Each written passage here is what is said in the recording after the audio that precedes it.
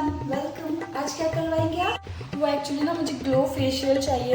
Recently जैसे आलिया भट्ट ने बताया था ना, वैसे तो मैं हूँ ही खूबसूरत, लेकिन ना मुझे बिल्कुल आलिया भट्ट की तरह बनना है। आप कर देंगे ना? वो मैडम, उसके लिए तो अंदर से ग्लो चाहिए, like from the soul God himself has to help us a little.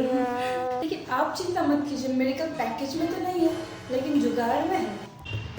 ये है मेरी स्पेशल क्रीम, सीधा इंपोर्ट हुई है मेरे किचन के बैक शेल्फ से। क्या? किचन से? अरे मैडम, इसमें है हल्दी, चंदन, शहद और उम्मीद, बहुत सारी उम्मीद, बस थोड़ी एक्सपायरी वाली उम्मीद। लेकिन फेशियल के बाद आपका चेहरा इतना ज़्यादा ग्लो करेगा कि लोग रात में भी चश्मा पहन के मिलेंगे। लेकिन बस एक बात, आप आईना मत देख लीजिएगा रात में। वो क्या है ना, आप खुद ही डर ना जाओ।